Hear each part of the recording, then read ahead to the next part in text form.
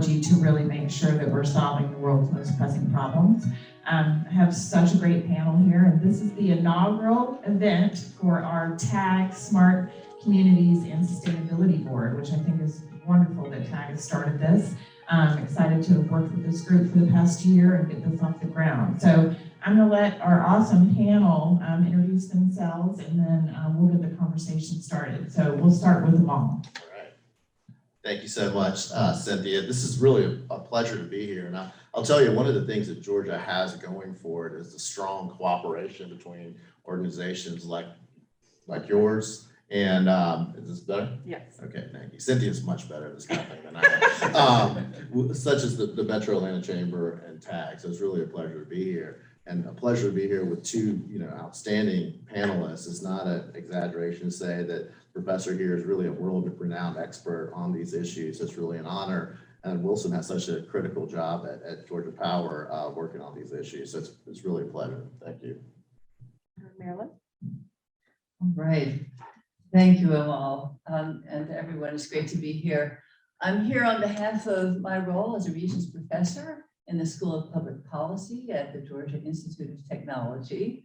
And I'm also leading the Climate Energy Policy Lab there and directing the research component of the Drawdown Georgia project, which was initiated about 3 years ago with funding from the Ray C. Anderson Foundation, but engages 4 different universities and many other organizations across the state. So I'll be relating the infrastructure bill and the opportunities it offers relative to what we have been aspiring to do in the Drawdown Georgia project. Thanks, Dr. Brown. Wilson? Hey, good morning, y'all. Wilson Mallard with Georgia Power. I'm here representing our Renewable Development Organization. We are responsible for all things renewable at Georgia Power, from the largest of solar farms that you may be familiar with in South Georgia, all the way down to rooftop solar, also biomass, wind. Y'all, it's really an exciting time to be talking about this. Our renewables are growing significantly, and it's exciting to be part of this change that we're seeing in our energy market in Georgia. So really thankful to be here. I realized I never introduced myself. Oh. I was so excited to talk about point. everyone else. Yeah. Amol Naik. I'm a principal at the global law firm Squire, Patton, Boggs, where I'm on the public policy team, and I focus on infrastructure and technology policy. So this is a very exciting time indeed. 1,000-page bills you saw passed last week. The summary of our law firm is 25 pages. So if you're expecting anyone to know this cold, I think we'll all kind of learn together here. Looking at everyone else. Right? That's right. That's right. Agreed. That's right. And just a plug for you, you were the Chief Sustainability Officer at City of Atlanta for a while and worked with the Help 100 Resilient Cities with Rockefeller. So we loved that work, and that got Atlanta started on this journey. So we appreciate that. So yeah, we're all pros on the infrastructure bill. We've read it front and back, like Amol said. So yeah, not really. But I am thrilled to see that we're getting some funding. So, being in the smart cities community, in the smart cities world, Europe, for instance, has a really strong history of funding these type of projects. And we have been kind of remiss in the US on being able to really put money into these type of projects that really, well, it's been a while. I shouldn't say we've been remiss, but it's been a long time. So I'm really excited to see that we're going to start getting some funding put towards some of the smart cities and infrastructure projects that are happening. And I can't wait to hear all these brilliant minds talk about what they're doing. So, it just passed, the infrastructure bill did, but it is going to help with a lot of different things. It's going to help with our commuting times. It's going to help with how we travel. It's going to help with how goods are transported around the world. It's going to help with supply chain. It's going to help lower our carbon footprint across the board. It's going to help with transportation. One of my favorite things, it's going to help really getting the world connected and help really get broadband and internet access to everyone, which I think is such a huge thing. I consider connectivity to be just a foundation of equality. So I think that's a really important bill as well. It's going to help us address climate change. It's going to help us really attack and address our water issues that are happening in the US. So lots of exciting things happen. So I have I'm just going to go through what has been allocated to each thing. So 110 billion for roads and bridges, 65 billion for the power grid, 65 billion for high-speed internet, 66 billion for transportation, 55 billion for clean water, 39 billion for public transit, 29 billion for airports, 21 billion for environmental cleanup, 17 billion for ports, and 7.5 billion for electric vehicle chargers. And Georgia definitely has a foot in every single one of those ecosystems. So I can't wait to hear from you guys on how we're going to go about tapping into this and how we're going to really make sure that Georgia gets our fair share and makes the best use of all of this. So let's start with kind of views around, do you want to start with renewables, electric vehicles? Do you want to start with renewables, Wilson, Sure. since you're holding the mic? Absolutely, I'm happy to. And the way I see it, y'all, we've been studying the bill for a while since it was proposed, and then now that it's been approved, there are lots of different funding opportunities, and I'll share with you how I think that could play out here in Georgia. As you guys are probably aware, solar energy has been the primary growth engine for renewables here in Georgia. But as we think about a future state where we have more and more carbon-free energy on the grid, we're going to need more than just solar. We're going to need significant penetrations of battery energy storage, maybe some complementary resources like wind, biomass, even things like hydrogen, or who knows what's the next thing that may be about to be discovered or become commercial and can really help us along this path towards deep decarbonization. That's where I see some of the funding opportunities from the infrastructure bill really being able to benefit. And what we've been doing is studying what these opportunities look like and how we can access those in Georgia. For those that maybe aren't as completely familiar with it as some of us who live it more day to day, Georgia Power serves about half the customers in the state. Our friends at municipals and EMCs serve the other.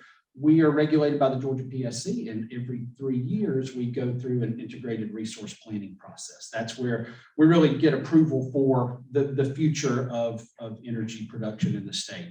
So as I think about, as Georgia gets approval to add more carbon-free resources, Georgia Power can self-build some of those. And as we think about access for maybe a technology like wind, which up to now hasn't been cost-effective in the South, but with some support from some of these funds could close the gap and make that something that becomes cost-effective. Or even some R&D projects, as I mentioned, maybe hydrogen or something like that. In addition to that, the majority of our renewables are procured from the market here in Georgia through competitive procurements. And so the ability for some of these market players to have access to these funds to draw down the cost to our customers for what this transition is going to be, that's where I think the benefit is really going to manifest in Georgia. Our ability to sort of understand the funding opportunities, to be able to rack and stack them and figure out what makes the most sense for us, and then to be able to get those funds in a timely manner so that we can get those cost benefits in new renewable resources that are built in the state. I love it. I don't know if anyone else wants to comment on the renewable resources. I would love to hear a little bit about the Drawdown Georgia project that Dr. Brown's working on. I think it's very interesting and such a huge benefit to what's happening in the state. All right, well, starting about 3 years ago, we identified a number of solutions that we think are uniquely matched to the needs and the resources of the state of Georgia.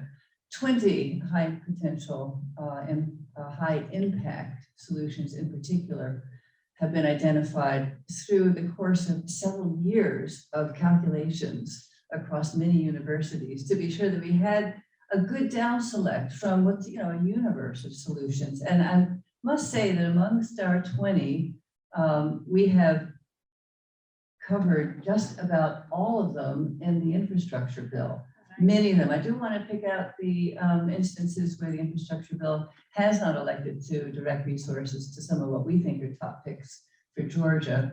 But let me just keep going with what this project is.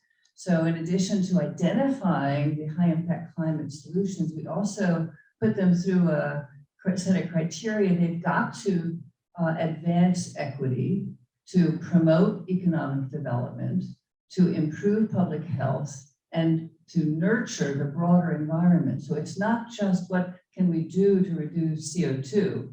These have got to be solutions that are good on a number of dimensions. And so amongst the 20, yeah, lots of renewables are there. Solar's the big winner, actually. And if you look at what we think the impacts are over the next decade, which is our time frame, you'll see we've got EVs and efficient trucks, including electrification of trucks. We've got transit and retrofitting, energy efficiency. All the energy efficiency investments that are called out in the infrastructure bill are in our short list. The ones that aren't are interesting. We don't have anything on demand response in the infrastructure bill. And in order to deal with intermittent renewables, you can have storage to ride through those peaks when you can't meet the need, or you could reduce demand. So I'm hoping that that gap gets filled through the initiatives of those that know what a great play demand response is, having the customer be part of the solution. We don't also see in the infrastructure bill much about carbon sequestration in the natural environment. No big play for reforestation or managing our wetlands in order to maintain their ability to manage carbon. So I think that was one worth calling out. Not too much on ag soils, for instance, as well, or managing methane from cattle, hogs, chicken, etc. And there's no combined heat and power. That's one of our 20. I think that's partly because we are an industrial state and we have an enormous number of opportunities to capture waste heat from power generation and to use it for thermal purposes, or to capture the waste heat from our heating and cooling and use it to produce electricity. That's what cogeneration, combined heat and power is, and that's not called out, but I think it could be woven in. So I'm not too unhappy about that. I think we can tackle all of that actually somehow. Very upbeat about this bill. Thank you. Yeah, and I share the enthusiasm for the bill. I mean, just to kind of put it into context, this is probably the biggest investment in infrastructure in the United States since the Eisenhower administration, right? Which, if you're driving around the federal interstate highway and you see the 5-star Eisenhower kind of sign there, this is what we're talking about. This is truly a generational moment. And as someone who, in my volunteer capacity, worked as an advisor to the Biden campaign in 2020 on infrastructure issues, I can say that, and this bill very much reflects it, that equity and climate impacts were at the heart of everything that the administration was doing. And I think it's really translated very well here into action. And so, when you're kind of looking at everything from that equity and climate lens, really all of this makes a lot of sense in an interwoven way. And it's also worth noting this bill was bipartisan. It's something that's been a running joke amongst political types. Every infrastructure week for the last 2 decades has frankly been somewhat unfruitful. Right. So this is, there was a lot of kind of process stuff in the media about this bill, but at the end of the day, the results here are generational and they're important. And so when, we're here at TAG's offices in this beautiful office park and you're looking around at all these, startups and businesses, there's nothing but new business opportunities in this legislation, right? We're just kind of loosely throwing out 20 billion here, 30 billion there. I mean, those are huge numbers. And it's going to spawn lots of new industries, lots of new innovation. And so hopefully some of those downstream effects can really, impact things like Drawdown in a kind of way that we can't even foresee today. So I think everyone really shares the optimism and enthusiasm for this legislation. Agreed. And I love that you brought up the equity piece. It is such a huge focus and something that I think will, continue to hopefully become a focus as we move forward. Can you talk, Dr. Brown, a little bit about the Justice 40 part of the bill as regards to equity? Absolutely. Well, the equity dimension is really spelled out best in a previous executive order by the Biden administration. It talks about how 40% of investment in infrastructure should be directed to communities that are under-resourced and overburdened. So there will be a new role played by communities, perhaps via funds that go to states, I'm not sure. There's this establishment of a justice accelerator process where funds will be spent to help communities to write proposals and explain their needs. And that's a very, and those of you who are in the business of writing proposals, it takes a certain talent and manpower, and not all communities have them. So this accelerator assistance is really a great addition. So let's talk about, the bill is large and it covers a lot. So let's talk about, as far as Georgia and the bill goes, what parts do we think will be moved faster here, be more kind of embraced? Which parts do you think Georgia will kind of engage in first? And I'll let whoever wants to start. I can talk about from renewable energy production and the whole notion of the modernization of the grid.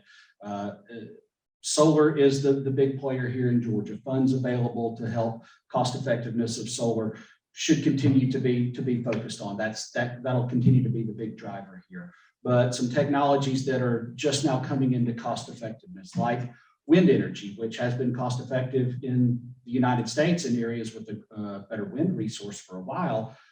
Access to funds that could close the gap for southeastern wind could be one of the most important elements that the bill brings to Georgia. In addition to that, we talked about battery energy storage. There's other, not just lithium ion, but maybe other technologies that are emerging for long duration storage. If we think about a future grid with a lot of intermittent resources, the ability to store energy for long periods of time, think about a cloudy week in December with not a lot of solar resource here in Georgia. Are there some long duration storage, new chemistries, new technologies that will help us bridge that gap to a more decarbonized grid? That's what I'm really excited about. I'll mention one more as it relates to energy production, and that is the notion of improving technologies to make the grid smarter, more resilient. Dr. Brown talked about loads being flexible, demand being able to be called upon. Y'all, that's going to be critical in the future. Energy storage is not going to be enough, but having a grid that can talk to multiple distributed resources, having the technology in place that can allow us to interact with customers who can manage their load, all of those things will come together to make the grid more efficient. And so funding to make some of these communication technologies, some of the infrastructure that's going to be required, just massive amounts of data, if you think about it, to make sure that we can, first and foremost, keep the lights on, right? We don't want anything to impact the reliability of the electric system. But then beyond that, how can we manage both the load and an incredibly growing number of distributed resources? Access to some of those funds to help us improve the grid are going to be really critical and fundamental to this transformation that we're seeing. Can I follow on just for a moment on that? So I wanted to introduce sort of a bit of a cautionary note, because in order to accelerate this transition to a cleaner grid, we're going to have to put a lot of new materials out there. So we have supply chain issues.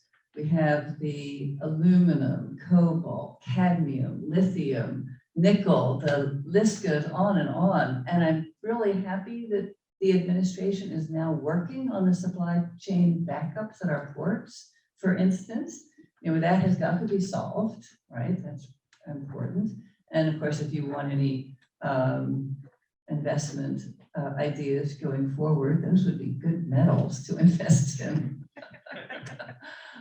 So also the other question is the supply of trained labor, right? So coming from a university, I'm very pleased to see that we have quite a few new initiatives that are focused on university programs. So new opportunities to compete, to become centers of expertise in hydrogen and next generation nuclear and dealing with upgrading hydro, et cetera. Those are university opportunities. They're for the high-end labor needs. There's also the training requirements, so for getting the job done. There is some of that in the bill too. This is training week, right? Yes. Along with being infrastructure week. So we got to get that labor force trained. It needs to be diverse. Absolutely. I mean, Georgia's really poised to be a big winner on this overall. As Dr. Brown said, you know, the labor impacts alone, right? There, right now, for instance, for the rural broadband piece of this, right, the massive investment there, there's simply not enough trained folks out there that can do this. But while that's a challenge, it's also a huge opportunity. Those are good paying jobs. So what this is going to do is create all sorts of industry, all sorts of jobs, right? When I was at the city of Atlanta and we passed a clean energy plan by 2035, an aspirational goal, what that did, I've heard from a lot of folks, maybe some folks that are on today, that said, you know, that helped them raise capital because now you know you have a municipal customer, right? And so the downstream impacts again from this bill are just tremendous.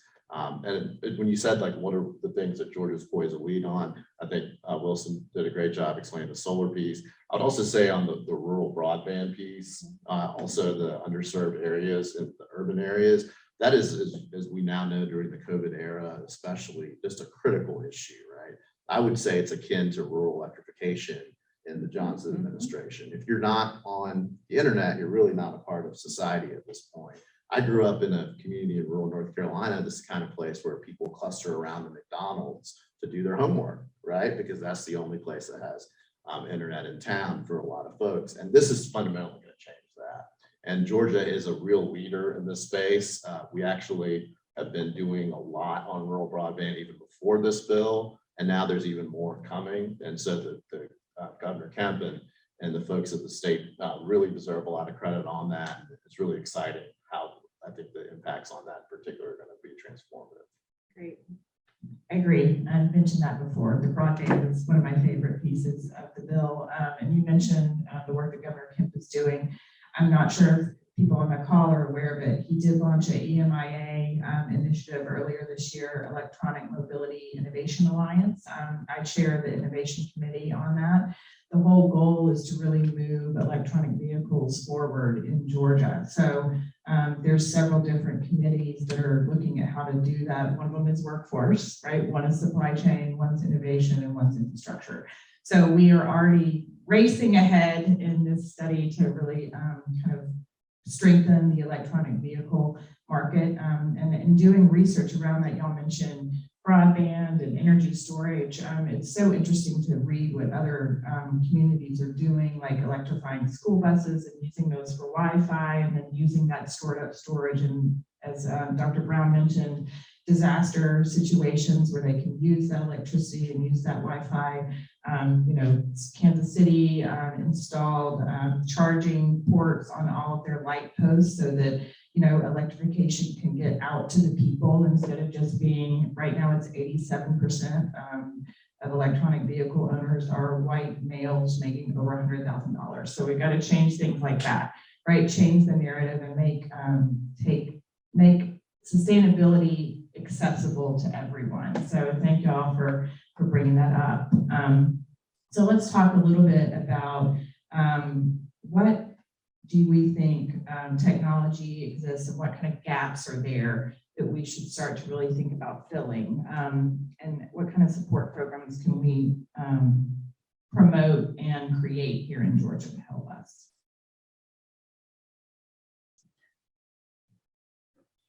But I'll shift a little bit and talk specifically about electric transportation, because that's just critical as we think about the overall carbon equation. So as we decarbonize the electricity supply, to the extent we can then decarbonize our transportation sector, those two things together will get us to this future state of much lower carbon impact. There absolutely has to be significant investment in the infrastructure in order to make that a reality. So from the grid side of things, I want to make sure that this grid, and we just talked about the the communicative grid in place to facilitate that. And then also the charging infrastructure that's going to need to be in place for folks. We were just having a conversation earlier about driving an EV and the difference between an around town drive, which is generally comfortable, and what you would like to do to head to the beach on the weekend or go to grandma's over the holidays or that type of thing. Being able to access some technology improvements to drive down the cost and drive up the efficiency of this infrastructure that needs to be in place. That's going to be one of the big benefits I can see coming out of the funding from this bill, leveraging some of those dollars to jumpstart some of these technology improvements. Georgia Power is incredibly interested in supporting this transition to electric transportation, and we're seeing it. We're just at the cusp, I would say, but as we see what the manufacturers are doing now with their commitments towards fleets of electric vehicles, we got to make sure that the infrastructure is in place to support that transition that's coming sooner rather than later. Well, continuing that line of thinking about EVs in particular and grid reliability, I'm imagining a future not too far in the distance, thanks to this bill, where we will have the ability to plug our cars in at home and ride through the next hurricane because we're charging up our maybe home battery system and able to draw on it, having been charged up from the solar system on our rooftop on the sunny day that precedes the hurricane. I'm thinking we might have a peer-to-peer exchange of electricity where I've got it, but my neighbor doesn't because they didn't happen to have the foresight to charge up their storage device, and they could maybe plug into mine, or their EV was drained, and I could say, well, come on over to my garage because I've got a charger you could use.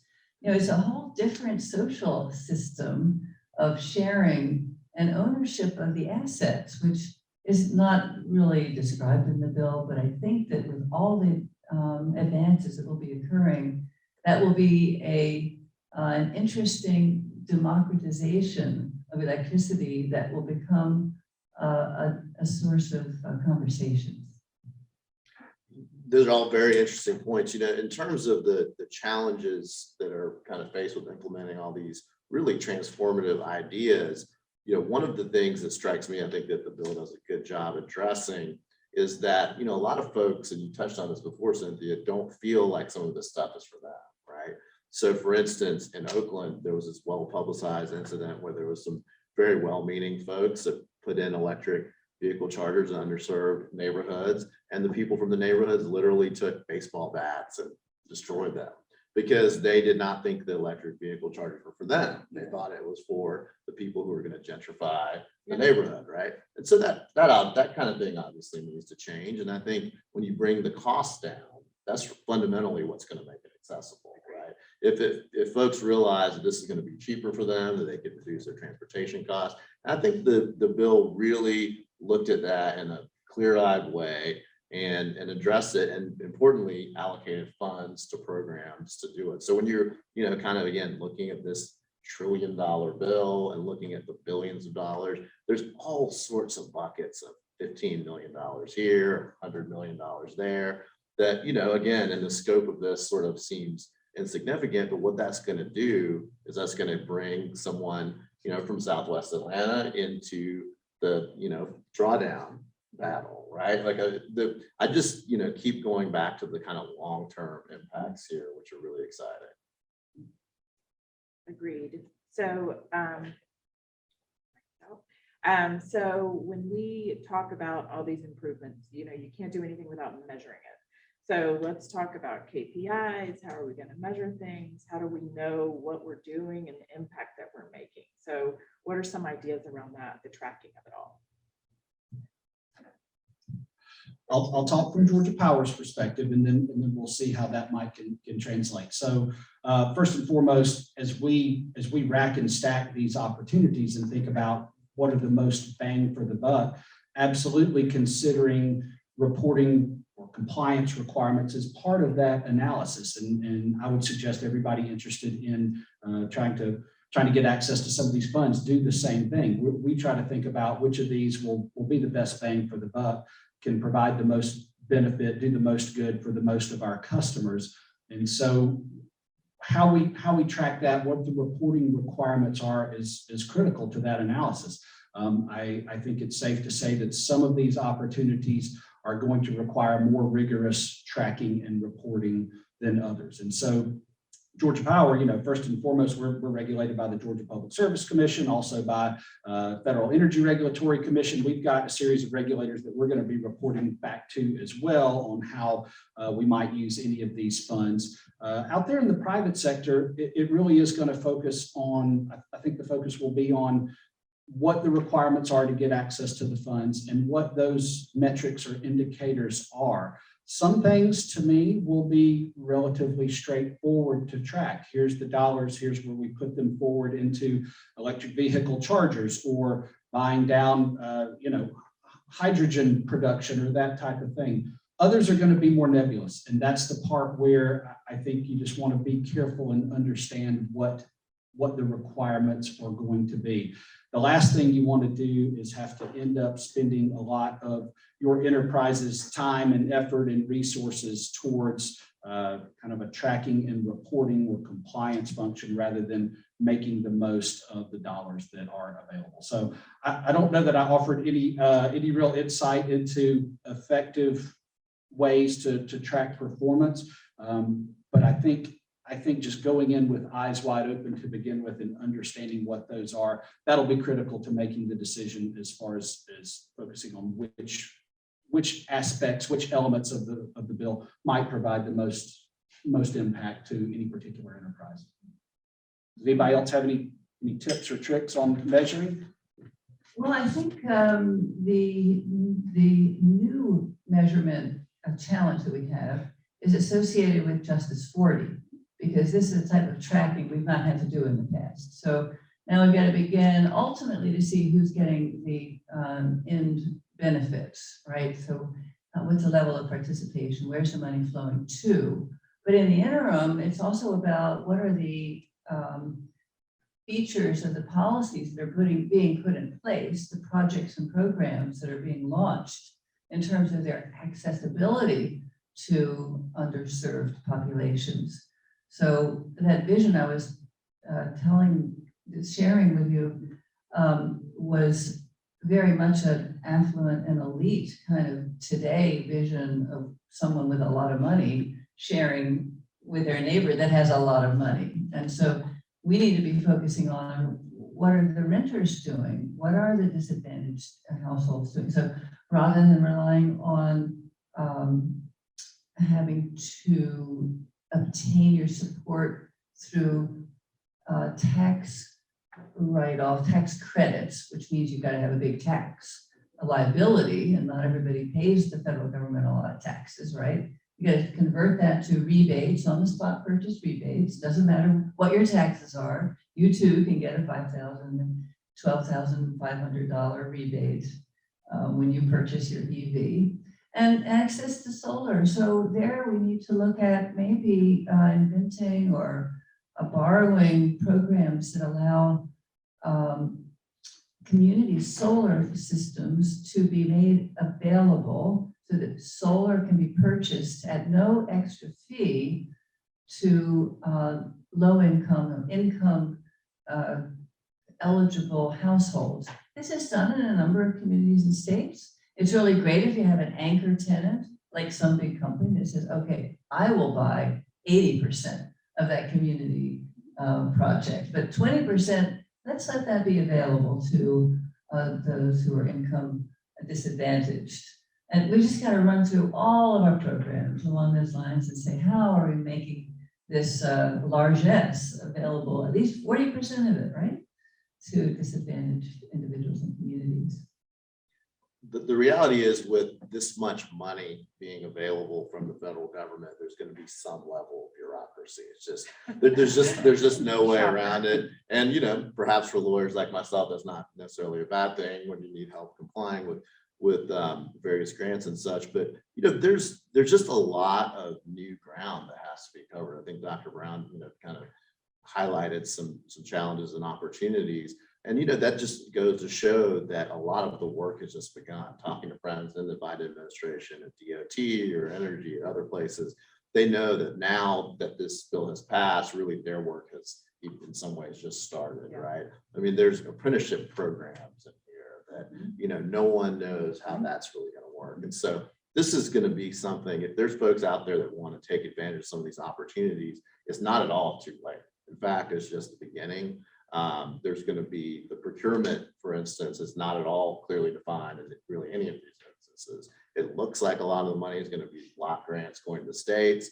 Then the states, folks in Georgia are going to have to figure out how to distribute the money. So this is very much a multi-year process. One of the things, and we were talking about this beforehand, that's really promising is, I think Wilson had the exact number, but there was a huge amount of this money that's going to projects that have already been approved and developed, right? So it's a lot of this money, I think it was over $250 billion. $250 billion is sort of shovel ready, so to speak, which is going to make the impacts much quicker. But the reality is, when you're talking about this much money, you're talking about anyone that's receiving any kind of federal grants or appropriations know that inevitably does come with some compliance and all the rest. Some red tape. So let's continue on that path of how Georgia gets involved. What's the process? What do we see for us kind of getting engaged and getting our hands on some of the funds that are being distributed, because they don't just come naturally. It's not going to just get sent to us. So I'd love y'all's thoughts on how we're going to get involved and kind of what you see as our future. I'll start again from the Georgia Power and Southern Company perspective. And as you might not be surprised, we've just kicked off sort of an analysis-based review of the funds that are available. I was part of a team looking at renewables and storage, y'all. There were 8 other teams looking at funding for other areas, from nuclear to electric transportation to the grid, all those things. And so really we went through this analytical process whereby we evaluated what the funds were allocated for, and then just did a comparison and said, this is what is going to make the most sense given our market in Georgia, given our access to renewables, for example. And that helped us create just really a matrix where we ranked them, 1, 2, and 3, and we're going to prioritize and focus on those that make the most sense for our customers. At the end of the day, in Georgia, here in the Southeast, we have different needs in other parts of the country. So I would encourage anybody out there in private industry to do the same thing, to understand what the funding opportunities are as best you can. Think about our market structure here in the Southeast. All of this stuff, as far as Georgia Power is concerned, will come through our integrated resource planning process that I mentioned. Timing's actually pretty good. We're due to file another one at the end of January in 2022, and that'll lay out our next long-term energy plan to serve our customers. And so I don't know that we'll have the answers by then, but certainly teeing up the opportunity to have access to some of these funds that will make some of these projects more cost-effective to our customers is going to be critical to the transformation that's ongoing right now. Dr. Brown talked about, how you access the grants, the art and the science that is grant writing, and the ability to position your request in a way that meets the criteria that are spelled out, but also is compelling, knowing that there's going to be competition for these dollars from all across the country. I think that's going to be critical. How can we tell our story? How can we layer on as many benefits as we can? We've talked about social justice a good bit here. That's an initiative that's very important to Southern Company and Georgia Power. We actually have a specific pillar for energy justice, where I think it's going to be the sort of the natural overlap here, where we might be able to address some of those energy justice concerns and some of those goals that we have. I think the ability to layer as many benefits on top of each other and stack those will make a more compelling case for those that will eventually make those decisions on where the dollars flow. And I'm just curious, how long is y'all's plan that is it 3 years, 5 years? The IRP is a 20-year plan. 20 so we look years. out 20 years, Wow. but we update it every 3 years. And so Okay. 2019, right now we're procuring 2,300 megawatts of renewables right now that were approved in 2019. We'll we'll come up with a new plan, file that at the end of January. It'll most likely include a bunch more renewables and energy storage and R&D and things like that. The horizon is 20 years, but we update it every 3 years, which is critical because things are changing quickly these days. That's very cool. So I'd like to put a plug in for access to the universities in Georgia that can assist in this grantsmanship. We can help provide some of the scientific justification, the number crunching, the pros, the rationale, the history, we can even put in place monitoring extra efforts that might be needed. So one and all out there, please consider contacting us at the universities, and Drawdown Georgia likewise would love to be part of these projects going forward. One thing that we did when we first started the project was to benchmark the carbon footprint of the state of Georgia. You should think that it was well in hand and well understood, but that was not the case. The carbon footprint of the state of Georgia in the year 2005, which is the baseline case of the Paris Accord, was about 156 million tons of CO2 equivalent. And today we're at about 122. We've made a lot of progress, and a lot of that progress has been in electricity. Yeah, thank you.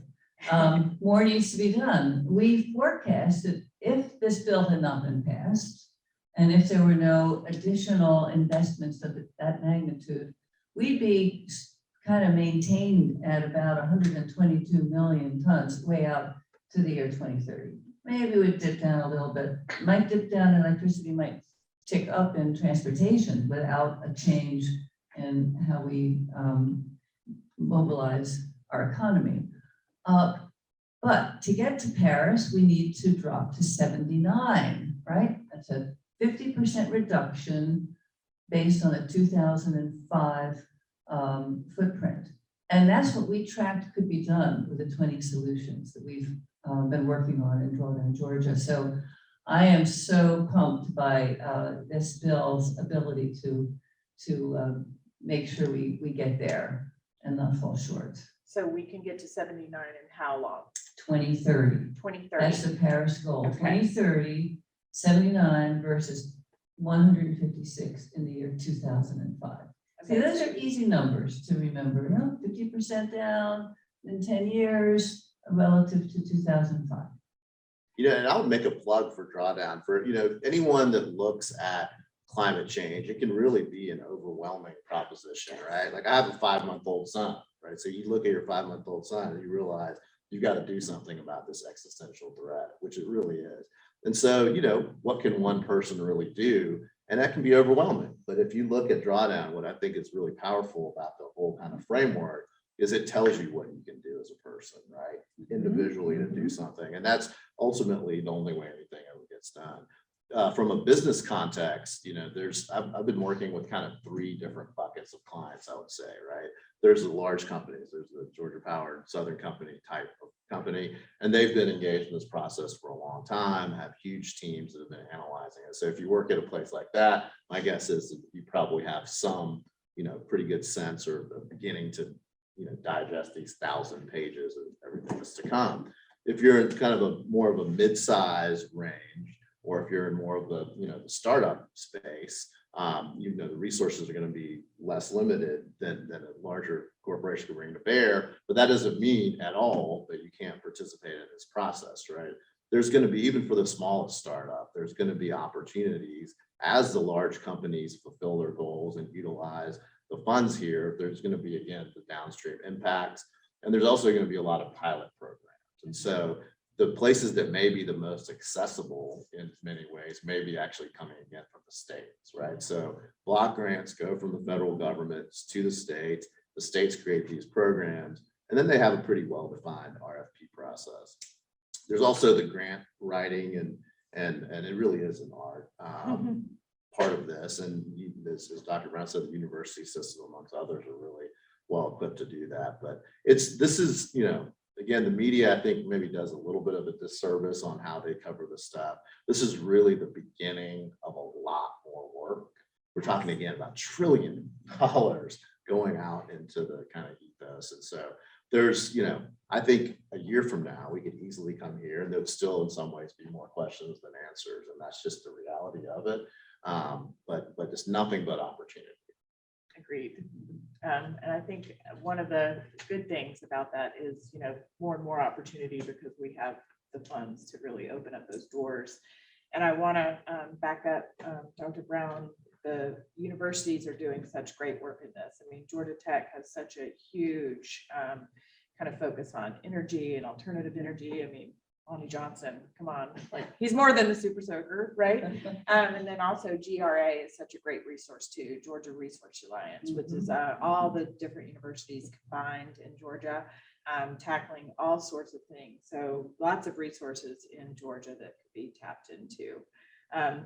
So, we're kind of coming to the end of the prepared questions, but I want to make sure that all of y'all had a chance to talk about kind of what you want to highlight before we move to audience questions. So do y'all want to say anything that I haven't asked a specific question about that you want to highlight about your work or that you want to do a call to action for? Not necessarily anything specific, although I will use an example, but there's going to be some hidden gems here that can unlock a lot of value. Just in my cursory review, thinking about my area of focus, so solar. So there's some funding, some focus available for what to do at the end of life of some of these assets. How do you recycle some of those materials? What can you do? Some things that might not seem like, oh gosh, that's right here on the critical path to do, the next thing to get the next megawatt on the ground, but it's more of a longer play. I think that's going to be just as important for this long-term transition, is to find some of these hidden gems, some of the things that are important. If you do look out on a more of a long-term, a 20-year look, what does the economy look like in 20 years? What does our energy sector, our transportation sector look like? So my call to action might be to get down into the weeds, into the details, to think about what that next innovation is and where there might be some overlap with what this bill calls for and could fund, and to find those hidden gems, if you will, that maybe not everybody is focusing on and maybe might give you a better opportunity to get access to the fund. So I think there's lots of those things in the bill, and that would be my encouragement, is to maybe to focus on some of those not so obvious elements that could really be critical and really be important down the road. Yeah, and we've not talked about too much about resilience and preparing for a changing climate. That word appears a lot in the infrastructure bill, and it could appear even more in the Build Back Better budget reconciliation bill, if and when that comes out. I guess it has to be reconciled. I just don't know what it'll have in it. But so we need to be thinking also about, managing the heat in the summer, so cooling centers in our cities, and managing a rising sea level. So what do we do with coastal resilience? We haven't talked about that, so that's worthy of maybe another hour. or 5. Or more. But I did want to just say that we have 16 Drawdown Georgia Business Compact members. This was rolled out in October. Some big companies, some small companies, and we are set as a team to assist them. They're telling us what they need, and I think that might be a great way to assist with factoring in the infrastructure bill into helping to meet their needs. And we also Can you just expand on that a little bit? When you say they're partnering with you, what does that mean? Well, they have committed to some level of disclosure of their own emissions. They are signing up to goals which are aligned with the Paris goals I mentioned. So they are committed to the goals of the Drawdown Georgia project. And are willing to share information with you. And willing to share information. Yeah, That's right. Small financial commitment just to keep the communications flowing, et cetera. It's just not a big lift for anyone. And the other thing about Drawdown Georgia is that in December, we're going to be unveiling our dashboard, our interactive dashboard of emissions by county and by month Oh, wow. across Georgia's 159 counties, and comparing metro areas as well. So that'll give us a lot of information about where the issues are. What should we be focusing on where throughout the state? So stay tuned for that, coming soon. Well, as a dork on these issues, I'm very excited about that. I didn't know you're gonna have that dashboard. That's really interesting.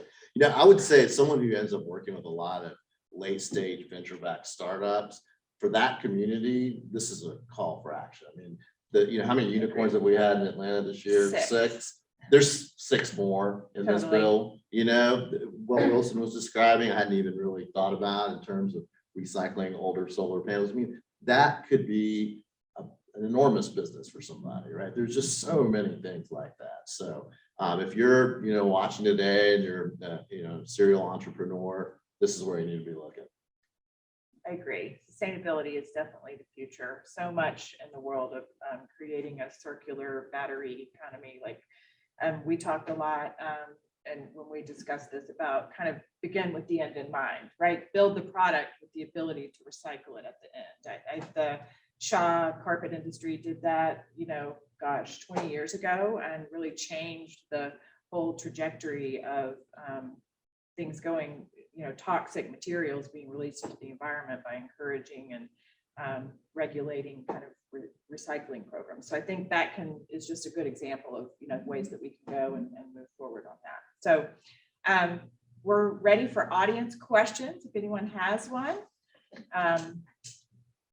So we have one from a guest, Dan Sterling. Can we also look to build Georgia's economy in providing sustainable solutions to other communities? What investments should be made to incubate sustainable industry in Georgia? Investments for sustainability in Georgia. Well, there's been a lot, that's already out there. There's lots of opportunities. The market is moving in this direction, right? That's the important thing, is consumers want this. And that's fundamentally what changes the calculus, right?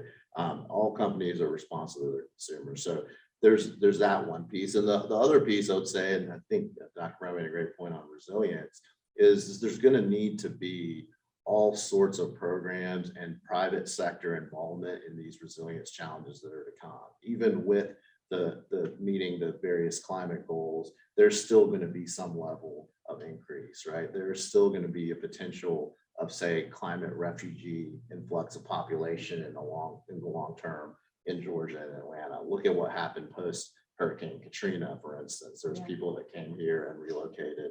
And, unfortunately, the chances of that, even with the progress we're making, are, I would say, probable at this point.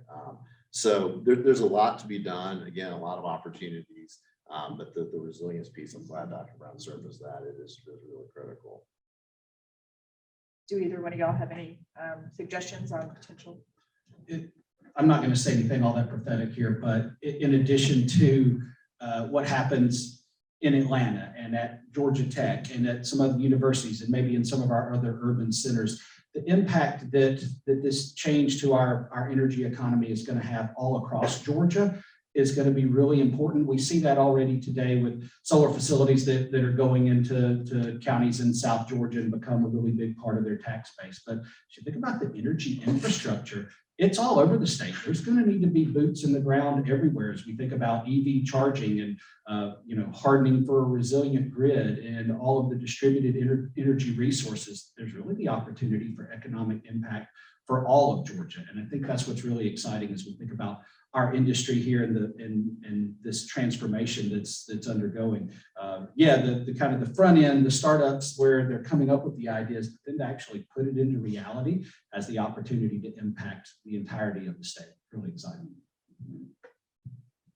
We haven't talked too much about the infrastructure bill's promotion of energy efficiency as a climate solution. And there are a lot of entrepreneurial needs in that area as well.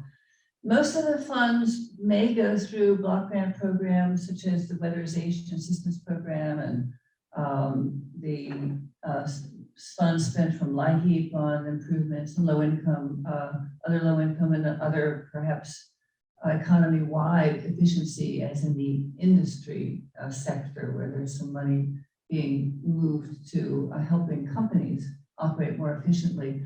I see that across the country, the entrepreneurial base of for delivering energy efficiency is not as strong as it should be. Solar companies are booming, multiplying, but we don't have a multiplication of the energy efficiency counterparts. I hope we can address that in some way, in a profitable way, and in a smart way. I mean, this is where all of those engineers can really get engaged in bringing in the smart technologies to homes and help to deliver that energy reduction in demand, weatherize weatherize the structures to enable roofs to be then solarized, right? We just need so much. Our building stock is in some areas in shambles and needs some new thinking. I've always felt that the research direction of the federal government has been toward the high end of building, the new structures, that what can we put into a new building? We ought to ask, what new things can we put into our old buildings? Let's put some intellectual and entrepreneurial energy behind that. And that raises a good point, which is, and we've talked about this a little bit, but what passed Congress was a $1 trillion infrastructure bill, which would be sort of traditional infrastructure as it would be considered. There's also another bill that people reference as the reconciliation bill. The reason for that is because you have to bypass the Senate filibuster rules. The infrastructure bill is passed, was bipartisan. It's anticipated, highly likely, that the social infrastructure bill, so to speak, which is where some of this stuff that Dr. Brown was talking about will hopefully be, likely not to be bipartisan. So that's why that's referenced as sort of a reconciliation bill, but that would potentially be up to $3 trillion, right? Which really would even further unlock a lot of the things that are in this particular bill and would really address some of the more underserved communities. I don't talk as loud as a mom, so I need a mic. I never even did it. You don't need a mic. You're heard everywhere. I'd like to say, just with reference to sustainability in businesses, we've seen a really huge shift in how much companies are paying attention to that. Partially because there's ESG goals that have been put in place. A lot of companies have sustainability goals. And a lot of the reason is they need to do that to get the talent that they need to work for them. So, thankfully, the new upcoming generation really cares about sustainability and cares about what companies do and their footprint that they're making on the world. And that wasn't discussed as much when I was out looking for a job just out of college. So I think that's a huge, huge thing that's going to have a positive impact as we move forward, if the bigger companies start that. And we're also seeing just a flurry of startups focused on sustainability in Atlanta. So I think that's really encouraging as well. And as far as like entrepreneurial opportunities, I see apps for days, apps that tell you where to recycle your battery, where do you get your car charged? All these different things, right? So I think the future is very bright with the sustainability-based businesses, and I think it's really exciting. And I think in 10 years, we'll have an entirely different ecosystem than we have right now. So those are some of my thoughts. And I'd also like to say that Atlanta is part of the building Better Building Challenge, and we're doing very well with that. We're ahead of schedule, but I do agree with you that retrofitting is really the key instead of just focusing on new building, but we are doing well. We're ahead of schedule on that. So next question. We are actually at time. Oh, at time. Wow. Okay. Well, this has been so wonderful. You got such brilliant minds and doing such great things for the state of Georgia. I so appreciate all your time and all of your hard work. And I think we should get together in a year and see what we've all done and what's happened since then and marked our progress. So thank you all so much for joining us out in the world, and we so appreciate this. Appreciate you joining our first inaugural Smart Communities and Sustainability event. And thank you to TAG for launching this program and for having all of these wonderful speakers share their knowledge. And Southern Company is the sponsor, doing great things for Georgia in renewable energy and sustainability. So thank y'all. Everyone have a great day.